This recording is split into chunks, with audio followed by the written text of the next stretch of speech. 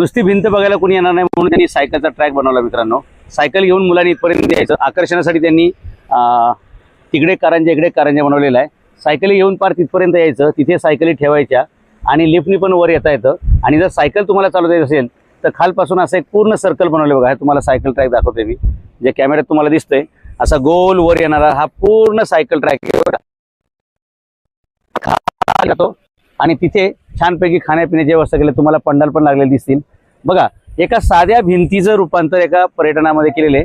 आणि विशेष करून तुम्हाला सांगतो इथे एकदम अत्यंत छानपैकी अशी हिरवळ लॉन तयार केलं बघा, की रोज संध्याकाळी हजारो लोक इथं सहकुटुंब येऊ शकतात आणि संध्याकाळची आपली शांत जी काय आनंद घ्यायचा संध्याकाळच्या वेळेचा ते घेऊ शकतात। आणि तुम्ही बघू शकता की आपल्याकडे जशी काही राखीव ठिकाणं असतात तरुणांसाठी, तरुणांना प्रोत्साहित करण्यासाठी एकत्र यायचं, तसं इथं बराचसा कार्यक्रम मला दिसतोय।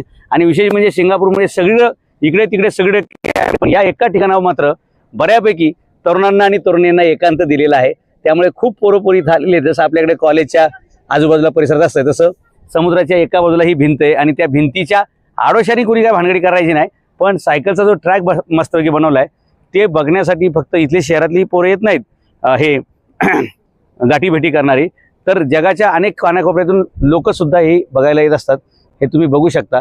त्यामुळे सिंगापूर या शहराला उद्योजकतेतून उत्पन्न मिळतं, आंतरराष्ट्रीय व्यापारातून मिळतं, आंतरराष्ट्रीय बँकिंगमधून मिळतं, आर्थिक व्यवहारातून मिळतं। तसंच सिंगापूरचा एक मोठा उत्पन्नाचा स्रोत हे पर्यटनसुद्धा आहे मित्रांनो। आपल्याकडे असे हजारो पर्यटन स्थळं येतं, ती धूळ खात पडलेली येतं, अनेक योजना येतं त्या फायलीमध्ये अडकून पडलेल्या आहेत, अनेक संकल्पना आहेत त्या धूळ खात पडलेल्या आहेत। कारण मित्रांनो तुम्ही नवीन लोकांना संधी दिलेली नाही, तुम्ही परिवर्तनासाठी तयार झालेले नाही। आपण आपलं शहर सिंगापूर करायचं आणि त्यासाठी तुम्हाला राजकीय, सामाजिक, शैक्षणिक आणि वैचारिक सगळीच क्रांती करावी लागेल आणि त्याची सुरुवात करावी म्हणून आपण पहिला दौरा केलेला आहे।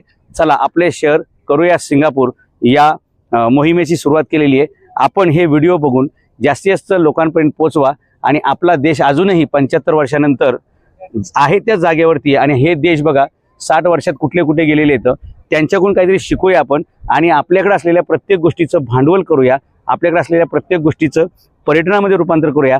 यांच्याकडे काही नसताना यांनी सगळी पर्यटन उभी केलेली आहेत, ती बघा, ती जायंट व्हील आहे, हे हॉटेल आहे, दुनियाभरची पर्यटन स्थळ उभी केली आहेत। आपल्याकडे बरंच काय आहे पण आपल्याकडे काहीच करता आलेलं नाही, कारण वशिल्याने शिकणे, वशिल्याने कामाला लागणे, वशिल्याने प्रमोशन गेले आणि वशिल्याने रिटायर होणे, पण देशासाठी मात्र कुठेही जगात वशिला आपण लावत नाही।